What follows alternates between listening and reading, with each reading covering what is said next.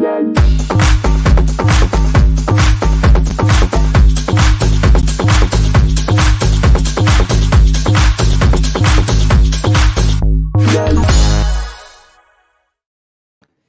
story of the Kings 11 Punjab in the IPL 2020 just continues to amaze. On Whirlpool presents ESPN Cricket for T20 Timeout, powered by Dell. We're going to look back at what is now their fifth straight win. On the 10th of October is when they last lost. It was 2 KKR. 5 games later, they've beaten the top 3 teams of the tournament, and they've displaced the team that's occupied 4th for a large part of it. They're now, if you look at that points table, you'd say the best placed team to finish in the playoff spots. What a story that would be. Yes, there's still plenty of cricket to be played in the last 8 or 9 days, but with both Kolkata and Punjab having to play the same 2 oppositions, Rajasthan and CSK, you think now KXIP have a serious hand on that 4th place spot. Tom Moody is here. Ian Bishop is here. So let's look back at that game, which, as it turns out, was pretty straightforward, Bish. You're the most relieved man in the world. No, you called it. It was a really good chase, actually. I thought Mandeep Singh, and look, my heart goes out to Mandeep Singh, because to lose your dad earlier this week and to have to stay here, I think Kings 11 owe him a great debt of gratitude for doing that, and to play the way that he did tonight, especially when he struggled early on, was fantastic from him. Chris Gale, my feel for him was for him to start the tournament, and then if he got tired, then he could be sort of substituted, so to speak. But he's come in and he's brought something with him since he's arrived at this Kings 11, playing 11 on the field. It's been brilliant for them. Yeah, it's a story. It's a heck of a story for Mandeep Singh, Tom. One thing for a personal tragedy or a family bereavement, another to then be slotted in as not a regular player, as a non-regular player, into some pretty big shoes of one of your top players of the tournament and asked to open the innings.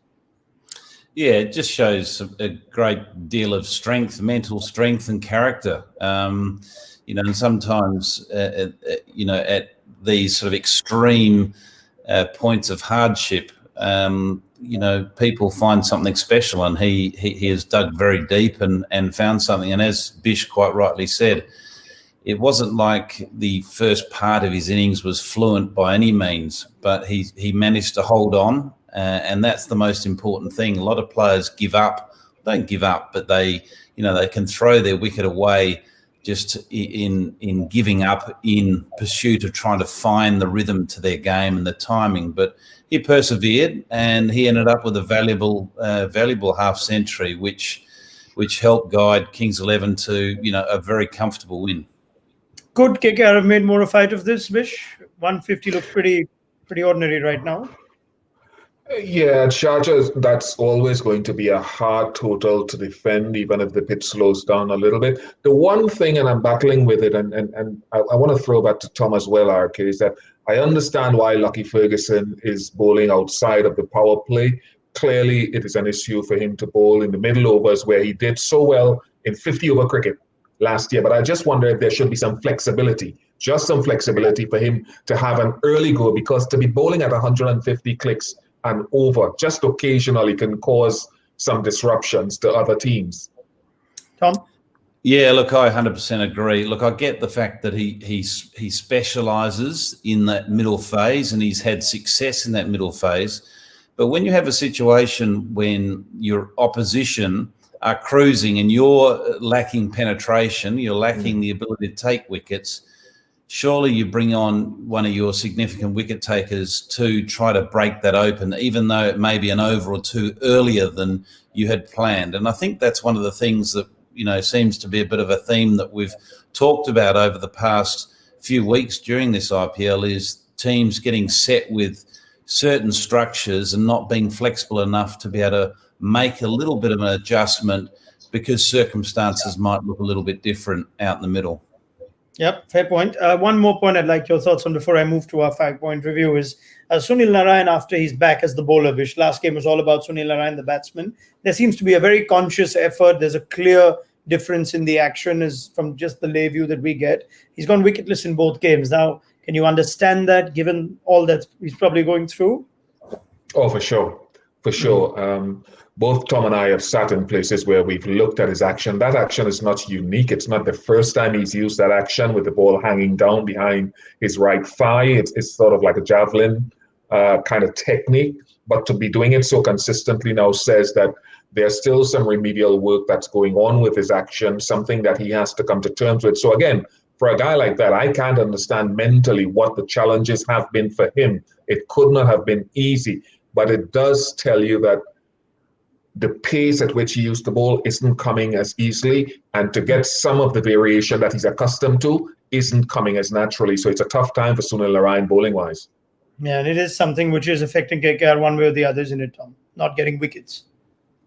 Yeah, well, he's really paid to take wickets first and score runs second, and you know he clearly is tiptoeing his way back into the tournament. What I'm noticing is just not putting the same amount of action on the ball, and that then obviously is, you know, from a batting perspective, it's a little easier to face and to be able to manoeuvre the ball around the field and score the runs. He's still a threat, but he's not the threat that we know he can be. But I feel that will come with confidence. But I think also he's quite happy just making this slow sort of recovery back into full cricket without sort of putting himself under any sort of unnecessary pressure. All right, let's go to our review then for this game and just run through the significant factors that we think affected it. We'll start with the new ball for the Kings 11, Bish, and Mohammad Shami rocking that Kolkata top order. They were 3 for 10 at one stage, and Shami once again leading this bowling attack. Significant phase now of this game? Yeah, Mohammad Shami has been bowling like a general, is how me and my guys would talk about it in the Caribbean. He's been the man to hold his hand up, getting those early wickets with the new ball, getting it again today, getting rid of Dinesh Karthik, Tripathi. And I think that sets the platform for what is to come. There's always going to be a recovery against good teams, but he is doing his job. Tom, thoughts on Shami? Yeah, look, outstanding. You know, I sort of have held him as the leader of the pack, and he, I think, is responsible as much as anyone else for the resurgence of Kings 11. Just his ability to hold on during those difficult times and still deliver and lead what we've talked about over the IPL and pre-IPL, an attack that we feel is a pretty, I suppose, certainly not the most prominent attack in the competition. Yeah, and what about the two bowlers in that attack that halted that counter-attack? Bishnoi and Murugan Ashwin, Tom, 3 for 47 between them. Particularly good day for Ravi Bishnoi. Your thoughts? Yeah, look, Bishnoi's been, a revelation. He's been wonderful to watch. Bish and I had the privilege to see him in the under-19s out at South Africa, and both felt that there was something unique there. He's just got great energy at the crease, and him to step into an IPL away from India and have the success he's had has been terrific. And I like the combination of Bishnoi and Ashwin, because they're very different spinners, and I think they complement each other. And we've seen how effective wrist spinners have been. So the combination of both of them have been significant for Kings 11. And to have the mentorship of Anil Kumble, you couldn't ask for a better teacher on the sidelines to guide that young talent.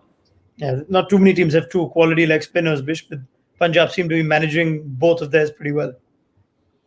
Yeah, Tom is being modest. Ravi Bishnoi came out of Tom's mouth very early during that Under-19 World Cup. He saw something in the guy, and it's his character. I want to focus on Ashwin because I have found that he just goes about his work. I don't know how much credit he gets, whether he gets the credit he deserves, but he's been a consistent performer. And we've talked about him on this platform a lot, and I'll continue doing it until he gets the kudos that deserves to come his way. As we just look at another perhaps significant period of that game, Bish, was Shubman Gill in that partnership going at 40 from 22 and then just ending up with a score of 57 of 45. Just his approach after the Morgan wicket. Yeah, I think there was a period, to be fair to Shubman Gill as well, I think the commentators talked about it. I think there was a period of about 6 overs of 30 balls, obviously, where he only faced 9 of them. That was after Morgan was dismissed. So he had a problem getting back on strike. But he also, I think, had to make an adjustment because wickets started falling. He lost Morgan. So I don't blame him for there being an accommodation to try to see it through to the end. And Shubman Gill, we forget, Shubman Gill is still very young. So understanding and growing in the game is going to take more time. Yes. Tom, thoughts on Shubman Gill's approach and perhaps whether it was a significant factor in the game without being overly critical on KKR not managing to get a good enough score?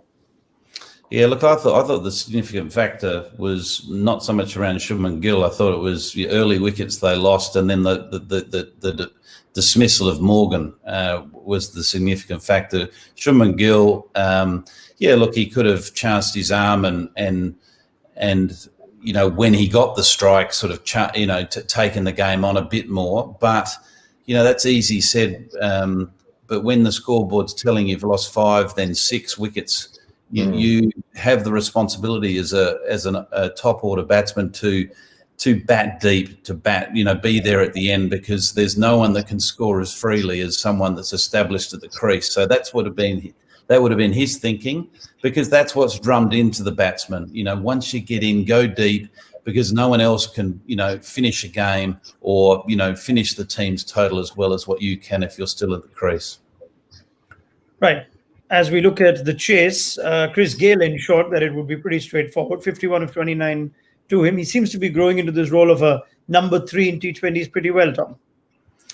Yeah, look, it's Chris Gayle, isn't it? I'm sure he can do most things. What I'm sort of sensing when I watch Chris Gayle is I think he's enjoying this twilight period of his career, and the fact that maybe there's not as much pressure on him or attention on him, and he's got the ability to just take a step back and maybe share his experience and share his knowledge in how he goes about his role, whether it be leading with the bat in the hand or just through conversations, just a few little chats that he'd have. I noticed in between balls or in between overs. To me, he's I think just relishing the fact that he's not so much in the spotlight like he has been for the last 10 to 20 years of his career. What's interesting is also, Bish, that he's playing as per situation. Mandeep Singh went a runner ball less than a runner ball, and Gayle knows he can't afford to do that, even though that's what he does. So he seems to be playing the game pretty well. Oh, Chris Gayle he's a smarter cricketer than a lot of people have given him credit for over the years. I'll tell you what has impressed me about Gayle. I was wondering, how could Gayle be mobile between the wickets? Tonight we saw him taking quite a few quick singles. Well, quick for Gayle, and that's not being sarcastic. And really with Mandeep putting together that partnership. So one, he looks in good health, having not played cricket for quite some time. And I think there's also a purpose, an extra purpose. He's bought into the Kings 11 position that they want him to bat in. But he also quietly, I believe, wants to prove to a lot of people that I have still got something to offer. And the way that he played tonight and the way that he's ebbed and flowed, he's showing he still has versatility. And finally, the Kings 11 Punjab story continues to amaze us. That's 5 wins on the trot now. And looking at their last 2 fixtures against Chennai and Rajasthan, Vish, are they best placed to seal their 4th place spot? I am not predicting anything about any team in this tournament. I know that the teams that have been occupying the bottom 4 places previously, Kings 11 have gone up tonight.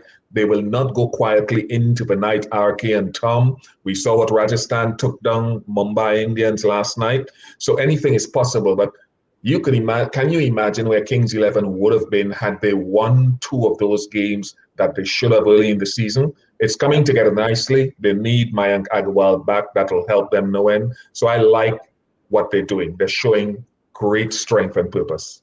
Yeah, it's a remarkable run regardless, Tom. And you know the value of a run time towards the end of the season. Yeah, there's no point winning too many games early, if you can win them at the end.